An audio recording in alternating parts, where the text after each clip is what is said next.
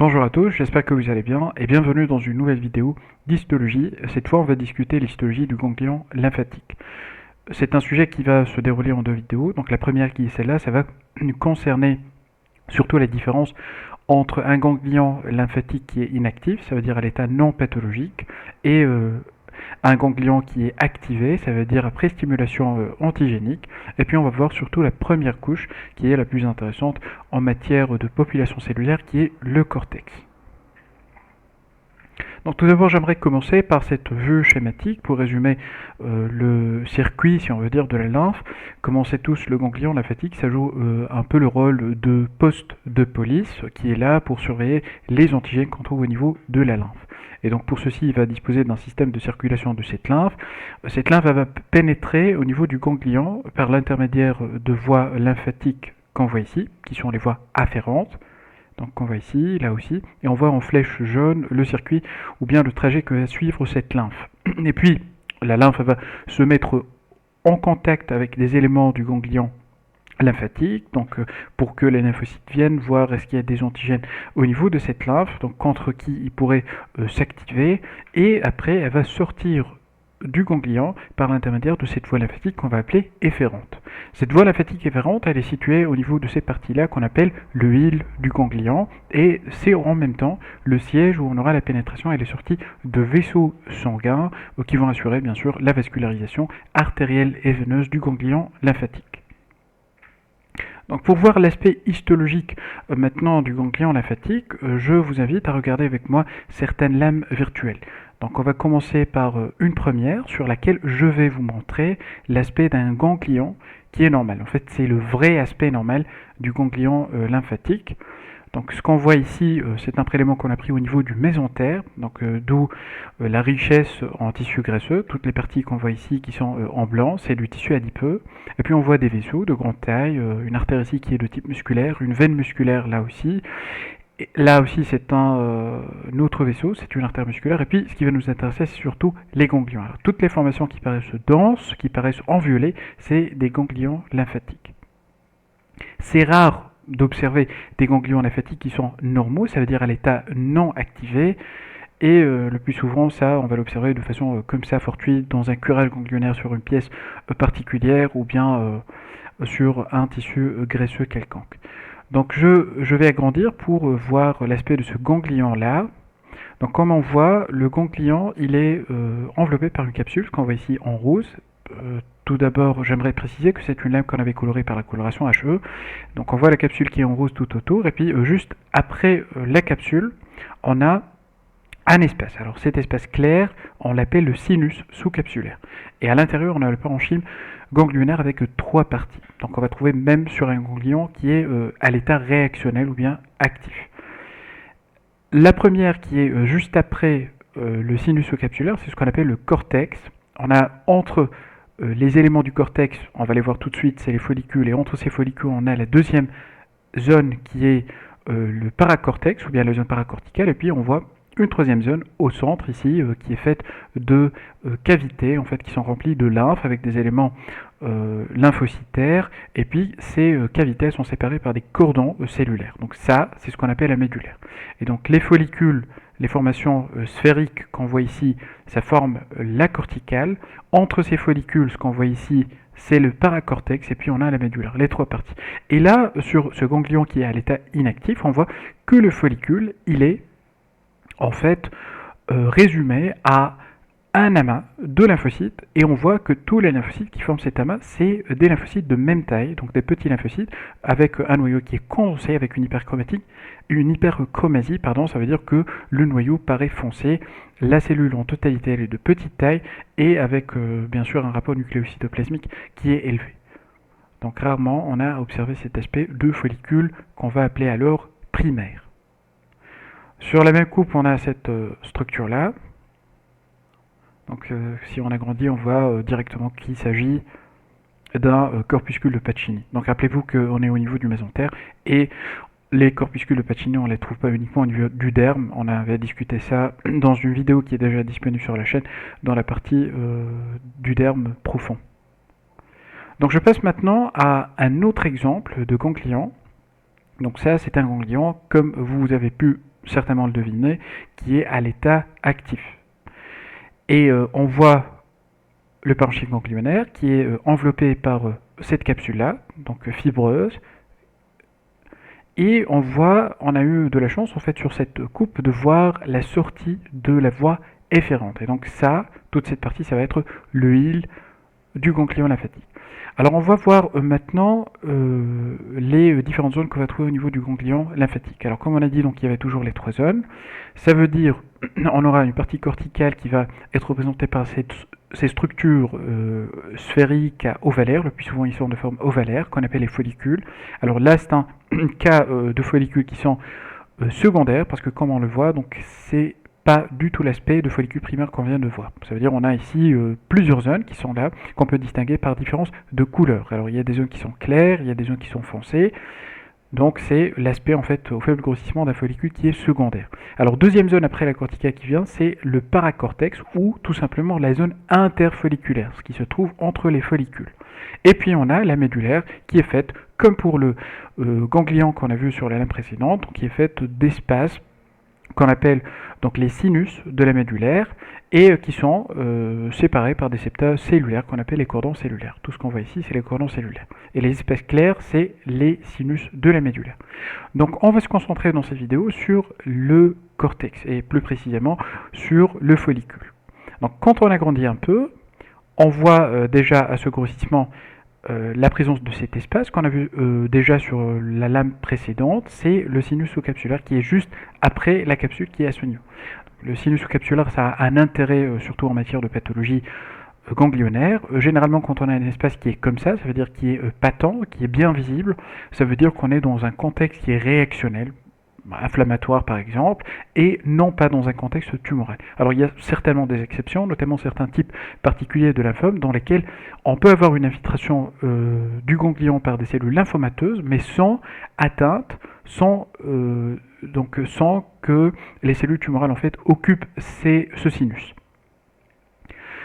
Et donc voilà notre follicule, donc ce qu'on voit ici, la formation arrondie. Donc on voit qu'il y a plusieurs zones au niveau de ce follicule. Donc on a une zone au centre qui est claire qu'on appelle le centre germinatif. Et même au niveau du centre germinatif, on distingue 2 zones de couleurs un peu distinctes. Alors on a une zone en bas qui est sombre, qu'on appelle la zone sombre, et puis une zone plus claire en haut qu'on appelle la zone claire, tout simplement. La zone sombre, généralement, elle est dirigée vers le centre du ganglion. La zone claire, elle est dirigée vers le côté opposé, ça veut dire vers l'extérieur du ganglion. Alors, voyons maintenant ce qu'on trouve concernant les types cellulaires. Alors, il faut savoir que la zone sombre, elle contient essentiellement des cellules qu'on appelle les centroblastes. Alors, les centroblastes, c'est quoi comme aspect? Eh bien, c'est des cellules déjà dans le cytoplasme est difficile à visualiser, et donc on va juger sur la nature des cellules uniquement par leur noyau. Alors on voit ici un noyau, donc augmenté de taille, donc qui est assez grand, donc de forme sphérique, il peut être ovale aussi, et qui est doté d'une chromatine qui est claire, mais avec plusieurs nucléoles. Un nucléole là, donc d'autres qui sont là, là, là, et un caractère important, c'est qu'ils sont excentrés, ça veut dire qu'ils sont à proximité de la membrane nucléaire. Donc ça, c'est un exemple de centroblaste. Et si on va se balader un peu dans la lame, on va trouver d'autres exemples. Donc par exemple, ça, un joli exemple, avec plusieurs nucléoles qui sont excentrés. Donc on voit là aussi plusieurs nucléoles 1, 2, 3 qui sont excentrés. Là aussi, donc là 1 et 2 nucléoles qui sont excentrés. Donc tout ça, c'est des centroblastes. Et je vous donne une petite astuce. Alors on dit centroblaste, donc on a à l'esprit le mot centro, mais en fait les nucléoles ils sont excentrés. Bon, c'est une petite astuce pour se rappeler de l'aspect du centroblaste. Parce que, à l'inverse de ce centroblaste, et à faible quantité, on peut avoir des cellules qu'on appelle des immunoblastes. Alors j'essaie maintenant de chercher pour localiser un immunoblaste. Alors voilà un exemple. Donc l'immunoblaste, c'est une cellule à peu près avec la même taille de noyau, mais la particularité c'est quoi? C'est qu'on a un seul nucléole qui est central. Donc ça c'est l'immunoblaste qui doit être à des quantités qui sont beaucoup moindres au niveau de la zone sombre du centre germinatif. Donc ça, c'est 2 types cellulaires. Alors je vous rajoute un troisième, qui sont visibles déjà au faible grossissement. et qui se manifeste par ces espaces clairs.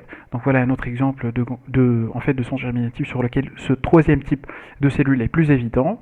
Donc ces espaces clairs qu'on voit ici, qu'on voit là, qu'on voit là, qu'on voit là.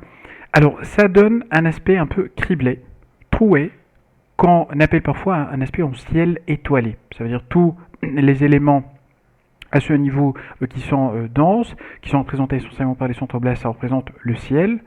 Donc un peu noir, sombre, et puis les étoiles sont représentées par des espèces qui sont claires. Alors c'est quoi ces éléments? C'est en fait le cytoplasme abondant de cellules macrophagiques. Et dans ce cytoplasme, on va trouver des débris de cellules qui sont apoptotiques. Donc on voit ça aussi, donc toujours le cytoplasme qui occupe la majeure partie de ces lacunes, avec au centre on voit des débris apoptotiques de cellules. Pourquoi on a des apoptoses? Et bien, tout simplement ça rentre dans le fonctionnement du centre germinatif, parce que comme on le sait, c'est le lieu de sélection à la fois positif et négatif, de lymphocytes. Alors ça veut dire à partir d'un lymphocyte qui est naïf, qui montre une certaine réactivité contre un antigène, on va sélectionner le lymphocyte qui a le plus d'affinité contre cet antigène. Et tout le reste, ça veut dire qu'ils ne vont pas répondre aux critères de sélection, ils vont être éliminés tout simplement par voie d'apoptose, et donc ils vont être phagocytés par la suite, et finir sous forme de corps apoptotique au niveau du cytoplasme de ces macrophages. Ces macrophages, ils portent le nom de macrophages à corps tingible, qui est le troisième type de cellules qu'on trouve au niveau du centre germinatif. Un quatrième type maintenant, c'est, on va essayer de le repérer, toujours en se concentrant sur les noyaux, c'est des cellules à noyaux de grande taille, voilà un exemple, de grande taille, qui est un peu incurvé, avec un noyau, un nucléoïde qui est souvent visible, et avec un aspect clair, très clair de la chromatine, et souvent ils sont à observer un noyau à côté de l'autre, de même type je veux dire. Alors voilà un joli exemple de deux noyaux semblables, l'un à côté de l'autre. Alors ça représente l'aspect de cellules dendritiques folliculaires. Donc j'essaie de trouver un autre exemple, donc toujours avec le même caractère de ce noyau ou de celui-là. Donc voilà un autre cas de cellules dendritiques folliculaires. Voilà un autre, donc on voit ici un noyau avec les mêmes caractéristiques qu'on vient de voir sur les cellules ici. Alors, un cinquième type de cellules qu'on va trouver au niveau de la zone sombre, mais qui est présent à moindre degré, en fait, par rapport aux centroblastes, c'est leur forme mature qu'on appelle les centrocytes. Donc je vous rappelle, l'aspect du centroblaste, c'est ça. Les centrocytes ont des noyaux de plus petite taille, ce qu'on voit ici, ce qu'on voit ici, ce qu'on voit ici, ce qu'on voit ici, qui sont clivés et qui sont dotés en fait d'une chromatine qui est un peu plus foncée que celle qu'on a observée au niveau du centroblaste. Donc toutes les cellules qu'on voit ici, là, là, là, là, là aussi, c'est des centrocytes. Et quand on avance vers le côté clair, on voit que c'est en fait le type qui va prédominer. Donc en gros, on a dans les deux parties du centre germinatif, on aura les macrophages à corps tingible, on aura les cellules dendritiques folliculaires, et on aura la grande différence entre les deux parties, c'est la prédominance de centrocytes au niveau de la partie claire et de centroblastes dans la partie foncée. Donc après le centre germinatif, il y a une couche sombre qui paraît déjà au faible grossissement, c'est cette couche-là, qui est la zone du manteau. Alors pourquoi elle paraît sombre? Parce que tout simplement elle est faite de cellules lymphocytaires qui sont d'aspect naïf et qui sont de petite taille avec un noyau hyperchromatique. Et c'est cette hyperchromatie qui va donner cet aspect foncé à cette couche ou bien cette zone du manteau. Donc c'est en fait des lymphocytes qui rappellent fortement l'aspect des lymphocytes qu'on a observé au niveau d'un follicule primaire. La zone qui va venir juste après, c'est ce qu'on appelle la zone marginale. Et là, on a une tendance à avoir des lymphocytes comme ça, mais avec un cytoplasme qui devient plus abondant. Donc cette abondance du cytoplasme avec l'aspect clair de ce dernier, ça donne un aspect clair à la zone qui vient juste après le manteau. Donc centre germinatif de zone claire, foncée, zone du manteau et zone marginale. Donc comme ça on vient de voir les principales populations cellulaires qu'on va trouver au niveau du follicule, voilà qui est la composante en fait qui forme ce qu'on appelle le cortex au niveau du ganglion. Et ce qui va rester pour la prochaine vidéo, ça va être surtout le paracortex et la médulaire. Donc je passe maintenant à une petite récapitulation de ce qu'on vient de voir. Je vous mets bien sûr les différentes lames ou bien les liens pour les lames virtuelles dans la description si vous êtes intéressé, si vous voulez les regarder à tête reposée. Alors concernant le plan macroscopique, le ganglion il a cette forme sphérique ou réniforme, ça veut dire ça rappelle un peu l'aspect d'un rein. Dans les conditions physiologiques, un ganglion normal ne doit pas dépasser 1 cm. Mais s'il est stimulé par un antigène, ça doit dépasser cette taille, ce seuil de 1 cm, et donc ça rejoint une taille de 2 à 3 cm. Et bien évidemment, il y a aussi le contexte tumoral, ça veut dire quand on a une métastase ganglionnaire, des cellules tumorales qu'on va trouver au niveau du ganglion, ça cause également un élargissement de la taille du ganglion. Alors, la coupe va donner un aspect qui est rose, clair, homogène, et on aura les vaisseaux qui vont pénétrer, bien sûr concernant les vaisseaux artériels, et quitter ce ganglion par l'intermédiaire ou bien au niveau de la région d'huile. Et concernant la lymphe, elle va avoir sa propre circulation. Donc comme on a vu sur la vue schématique, on a vu qu'il y avait les vaisseaux afférents qui vont amener la lymphe dans le parenchyme ganglionnaire, et puis la lymphe va circuler au niveau du parenchyme ganglionnaire par l'intermédiaire de sinus qui sont branchés, qui sont beaucoup plus évidents au niveau de la médulaire, comme ce qu'on va voir dans la prochaine vidéo, et puis elle va quitter ce ganglion par l'intermédiaire de lymphatique efférent. Concernant l'étape microscopique, on a vu le cortex. Alors le cortex, il est représenté par les follicules qui sont soit primaires à l'état inactif, donc ça a l'aspect d'un nodule fait de lymphocytes B qui sont naïfs, inactivés de petite taille au noyau hyperchromatique, et les follicules secondaires après stimulation antigénique. Alors ce follicule secondaire, il va comporter plusieurs zones, la partie centrale qu'on a appelée le centre germinatif, qui comporte les centroblastes, les centrocytes, de petits lymphocytes également, mais à faible pourcentage, des macrophages à corps tangible, des cellules dendritiques folliculaires et de rares lymphocytes T. Alors toutes les cellules qu'on trouve au niveau du centre germinatif et du follicule en général sont essentiellement représentées par la population B. Puis ce centre germinatif va être divisé en deux, la zone sombre qui est représentée essentiellement par les centroblastes avec présence de rares immunoblastes, et cette zone sombre elle va être dirigée vers le centre du ganglion, la zone claire par contre vers le côté opposé, ça veut dire vers la périphérie, elle va être particulièrement riche en centrocytes. Sur le plan immuno, c'est une zone qui ne doit pas exprimer un marqueur qui est le BCL2, sinon on est dans le contexte d'une pathologie lymphomateuse qui est le lymphome folliculaire. La zone du manteau juste après et qui va couvrir le centre germinatif, elle est faite de lymphocytes de petite taille qui rappellent fortement les lymphocytes B qu'on trouve au niveau d'un follicule primaire. La zone marginale, après, elle va venir avec ces lymphocytes qui sont lâchement agencés avec un cytoplasme abondant. C'est ça qui a donné en fait cet aspect clair un peu à cette zone, du moins en comparaison avec la zone du manteau. Donc on arrive maintenant à la fin de la vidéo, j'espère que ça a été utile pour vous. Donc comme je disais, c'était une première partie sur l'histologie du ganglion lymphatique, et puis on va voir les deux zones qui restent, ça veut dire le paracortex, la médulaire. On va discuter également la distribution un peu de la réticuline, qui est en fait le type de fibre qu'on trouve abondamment au niveau du ganglion lymphatique. Je vous dis à très bientôt.